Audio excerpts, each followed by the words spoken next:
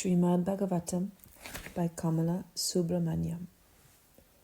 Chapter 3. The Previous Birth of Narada. They were sitting silent for a while. The only sound was the music made by the waves of Sarasvati as she flowed, and the hypnotic drone of the Vina strings, which Narada was plucking incessantly. Suddenly he smiled at Vyasa and said, "You will be interested to know how I was saved from the bondage of karma because of Narayana." Srimad Bhagavatam by Kamala Subramaniam. Chapter 3. The Previous Birth of Narada. They were sitting silent for a while. The only sound was the music made by the waves of Saraswati as she flowed, and the hypnotic drone of the Vina strings, which Narada was plucking incessantly. Suddenly he smiled at Vyasa and said, "You will be interested to know how I was saved from the bondage of karma because of Narayana. You may not be aware of my previous birth." There was a look of amazement on the face of Vyasa. He said, "Previous birth? But, my friend, you are the son of Brahma. How could you have had a previous birth? You have kindled my curiosity. Please tell me about it."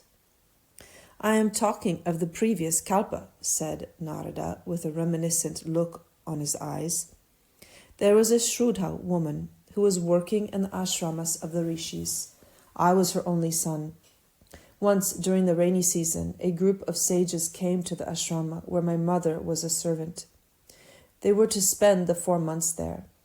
I was a youngster of 5, and to me my mother assigned the duty of attending to their wants. I served them all the time. I was a peculiar child. I was not like the others. I was not fond of childish pranks and games, and I was quiet and not given to much talking. Even the words I spoke were indistinct since I was still a child. The sages who were there became quite fond of me. They took pity on me and let me stay with them all the time.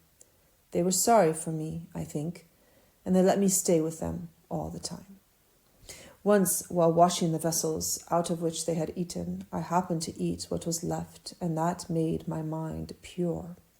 I was rid of all sins. Such is the power of the devotees of the Lord.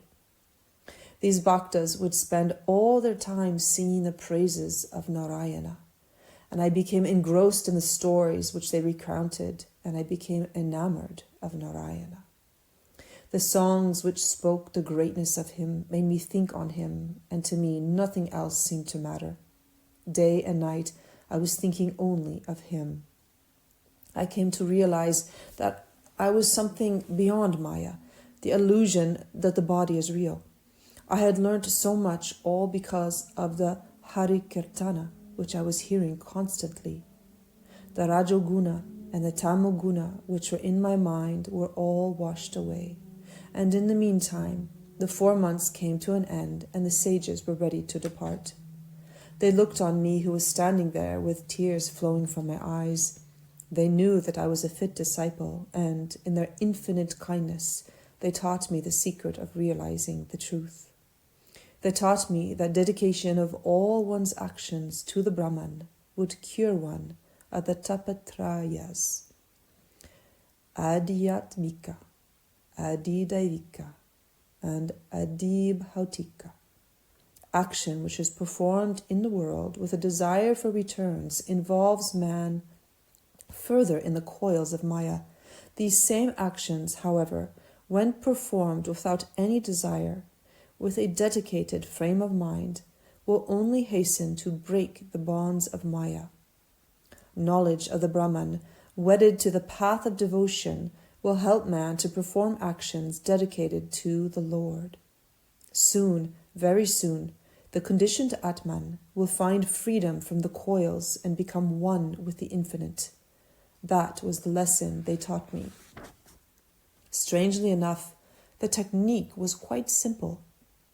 Men who perform action with the thought of the Lord in their minds will, naturally, think on him all the time. If the action is performed with the words, "Salutations to you, Lord of Lords," I worship you, calling you by the names Vasudeva, Padyumna, Aniruddha, Sankarshana. That will be the path to moksha, freedom from the bondage of karma. This was the great lesson taught me by the sages. The Lord was compassionate, and he instilled in my mind the thought that he was the one truth and that all the rest was illusion.